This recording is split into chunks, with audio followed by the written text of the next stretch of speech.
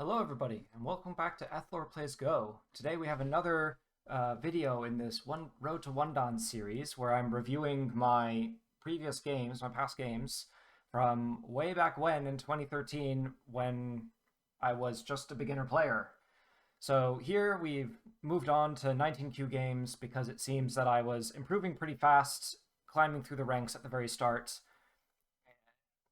I guess when you're a beginner, and I was playing pretty seriously. Like I was studying books, maybe not doing as many problems as I would go on to do later, but this is something that I was really passionate about. So I was really playing all the time, and I was making progress pretty fast, as you can see. So yeah, so I mean, on the one hand, I want to say that it's lower ranks, and so that's the time when you'll see the most growth.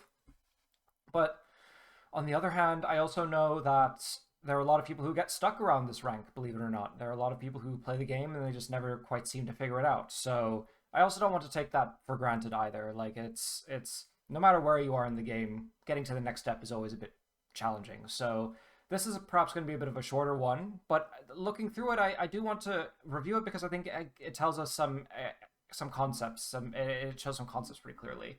So rather than getting really bogged down in a bunch of details, so let's just take a look at the game quickly.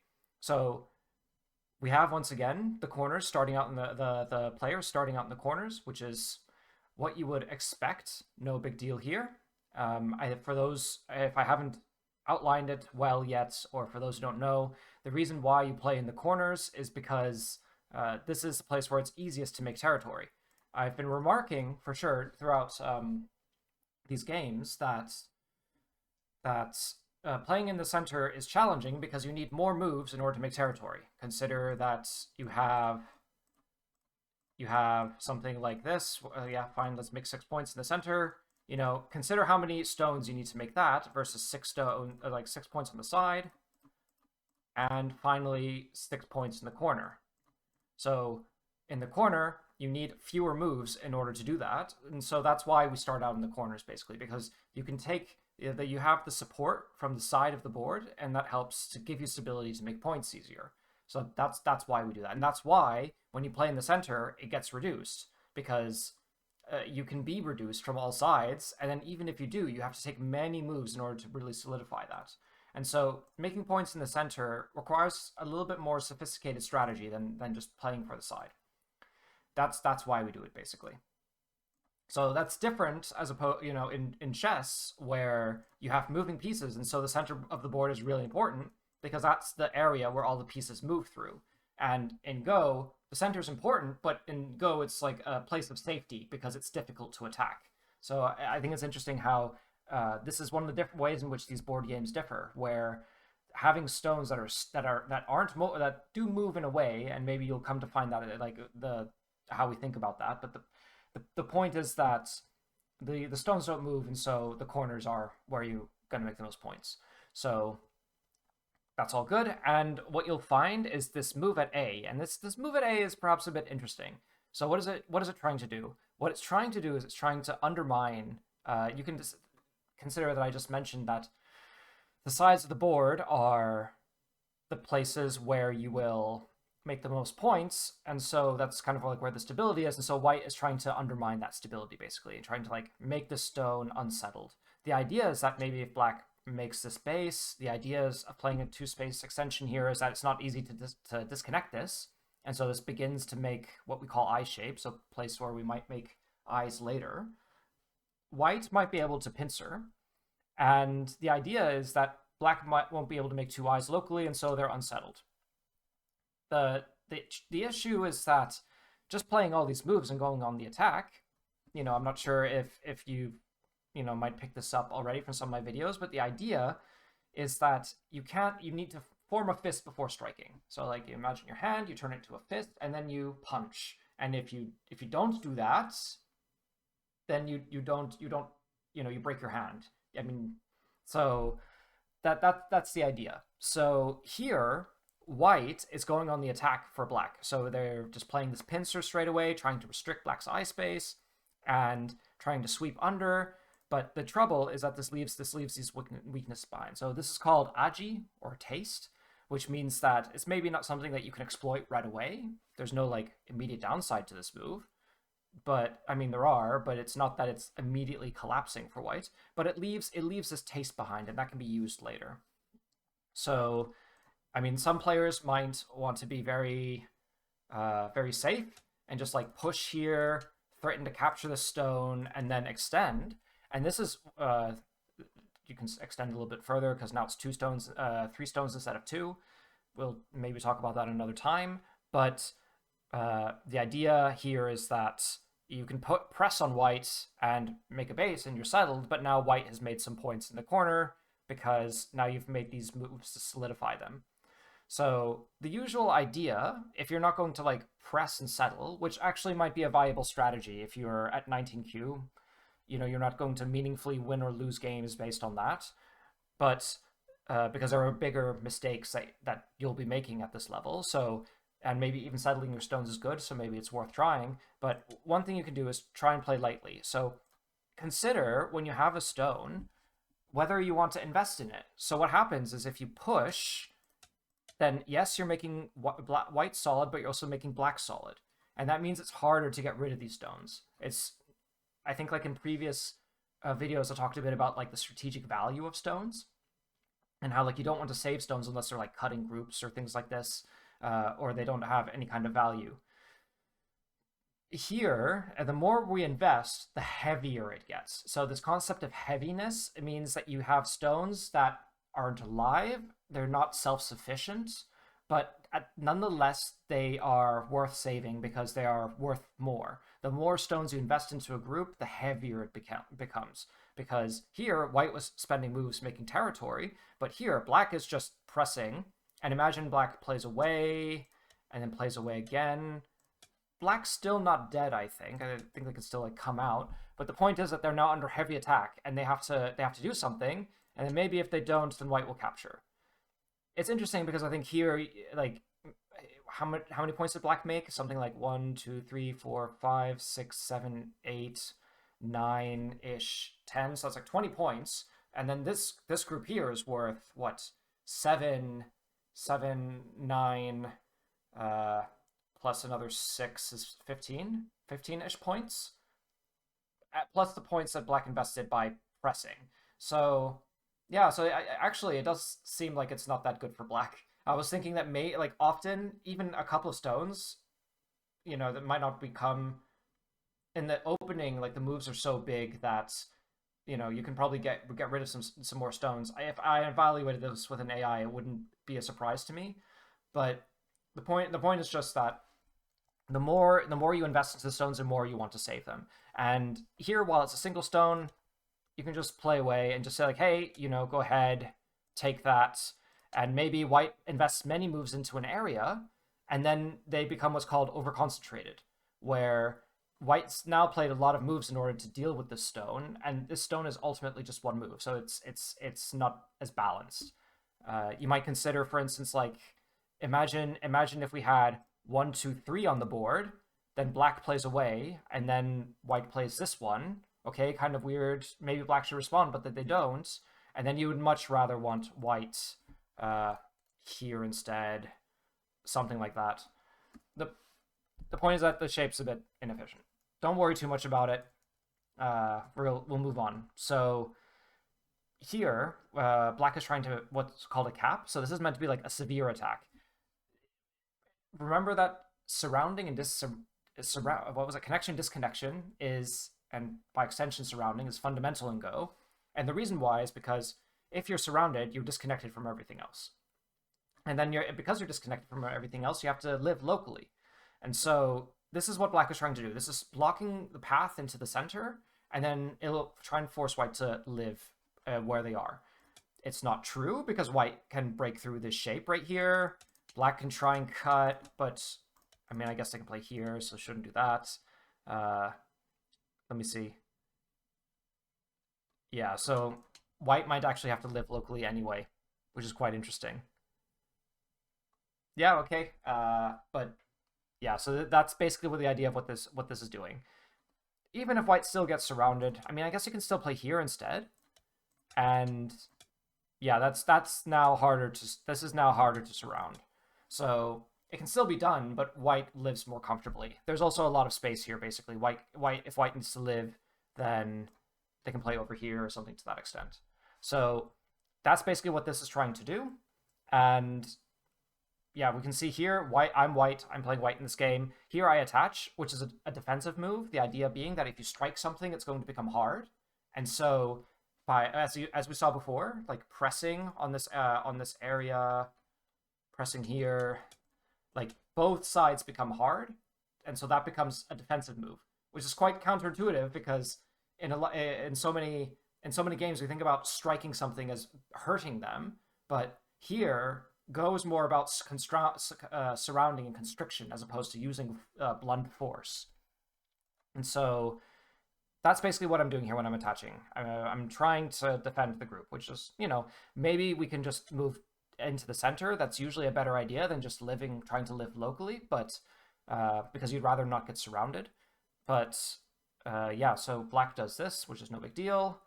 And then easily sets up a base where we have lots and lots of eye space down here. It'll be very easy to make 2 eyes. So yeah, this is what white does, and black gets to surround. So this is slightly good for black because black was able to surround white, but on the other hand, white was also able to make a couple of weaknesses over here, and this is also pretty thin. So yeah, so there's a bit of weakness. So maybe it's not so bad for white.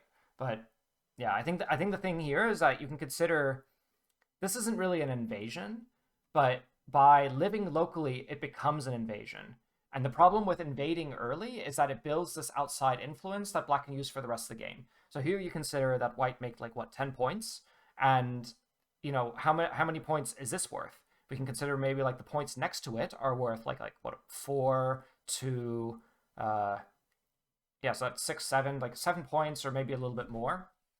So black makes up those points almost right away, and then it, is able to extend across the right side of the hand side of the board. So it's not you can think what we call this is influence, where if you have stones on the outside, it makes it easier to do things around that area, either make territory or attack or so on and so on. And normally that can be worth more. So if you're invading at the start of the game, that's kind of like what your typical greedy player will do, or not just greedy, but just like insecure, seeing the opponent making territory and saying like, no, that's mine, and then invading. Yeah, so that's the reason why it's good to play on other parts of the board first before doing this. At the very least, like this is fine, but at the very least, moving out. So luckily, I think like in my recent games that I've been reviewing, in terms of like the historical ones, I have this problem where I don't invade, and you can see here that I do invade, which is great. That's a big improvement. And it's even better because there are a lot of weaknesses right here. So when you're invading, the goal is to either try and live locally, if you can. Black has stones around, so that's usually not possible. And then your goal is really to either move into the center, keeping as many of the stones as you can. That phrasing requires a little bit of work, so let me just continue on and we'll see what I mean. So here, black plays underneath white, and that's the wrong idea because white can just walk out like I did. Black, on the other hand, normally you would say you push towards thickness. So if you have the idea is if you have a strong position, both players don't want to play next to it, because if you play next to it, say you play like over here, then, which probably would be a good idea because there are weaknesses, but let's leave the weaknesses aside for a second. It's good to play close to, it's not good to play, imagine if this was already strong, say we had this move already, and then we played away, and then black invested another move somehow, and made it like really, really solid. The issue is that it's, if we were considering these points next to the wall already points, then we're basically playing on them for a start, but then also, you want to play as far away as that influence allows you to, because it allows you to get more. This stone then extends further outward, so that's more efficient basically. That's basically why black plays over here. It makes sense. It's far away from everything. And then if white plays here, it's not really weakness because it's not really thickness because of the weaknesses. But if you imagine that it was, then white would then be playing close to black's strong area, and then that becomes more difficult as well. So neither player wants to play close to a strong area, so you should play far away from it. But it's okay here because there are the weaknesses. We can play a little bit closer, and that gives us a little bit more resources to work with. Once again, black doesn't push towards thickness, pushing towards their own strong area, assuming that it was. It's not quite, but it's all right. Instead, plays on the bottom, allows white to come out, and then chases them, and white continues. And then here's the mistake. White should be pretty happy to come out here because black invested all of these stones over here in order to surround white, and then basically didn't get much for it. So we can think that like after this game, black doesn't make very much. And so if white makes it out to the center, it's then difficult to surround white, and therefore they're safe. So white doesn't do that and invades. The issue is that they're already surrounded. So like if you imagine that when we played this stone, so like say we play like this, the goal is to be white is what we call behind enemy lines, where they are behind black's influence, and so if they get surrounded, then it becomes very difficult to live. Like it's difficult to make one eye, let alone two eyes. Maybe it's more. Maybe this is a bit of an exceptional case because there are these weaknesses here. But let's see if white doesn't play again. Say we play like here, then black can try and surround, something roughly like this. That's why this is urgent. Once again, if you think about the bucket metaphor, if you're filling up the bucket, you want to make sure that you're not losing things that you put into the bucket. These stones aren't points for white, but if they're captured, then they're points for black. And if black makes points, then you're losing, and then the other opponent is putting water into their bucket. Basically, you want to have more water at the end of the game. So, yeah, don't do that. Come out because now white is safer. White invades. They're behind enemy lines, and black can just now this stone works really well. Notice this is once again a capping move, but now we have black on both sides here. And so this means when white does anything, say they want to move this way, black can continue to surround, or if white tries to live, you can do something, but I mean, I guess many of your opponents will try this. You can try and play the ko or like play more solidly. There might be a cut here. So yeah, it becomes a bit of a fight. You can also say like, okay, well, white, you make an eye here, so I'll just play this one, and then yeah, white is surrounded and dead. So I guess like keep in mind that here I'm making a lot of assumptions in terms of like white being dead because it's not easy to make two eyes. But if you're playing against a beginner and you make this invasion, you might play like we played right here. Black doesn't attack the stone. They touch it, which is normally a defending move. So yeah, so white can just say like, okay, well, I'm just going to jump, and this is the idea here is to play lightly. So if heavy is keeping hold of stones that you you pay too much money in order to defend, then here not being attached to it and just jumping out, that's called treating it lightly. So here white does the hane, not so bad, but then both players end up playing away. So now we have two urgent moves on the board where we have A and we have B to surround. Both of them are good moves. You might even be able to cap here because this position is strong, but we'll talk about that in a second. So instead of doing that, black plays over here, white attaches. Normally, if you attach, both players will have 1, 2, 3 and 1, 2, 3 liberties. And so one player should respond because whoever responds first, A gets more liberties if you play here. But here, that's 2 liberties, and each one of these have 3. So if white attaches, then you normally want to react to that. Once again, like think about like punching a wall, or not like punching a wall, but punching like silly putty. That if you apply force, it becomes hard. So that's what should be going on. But black doesn't do that, and then white can like take advantage and do the same thing here. So now black has 2 liberties and white has 3.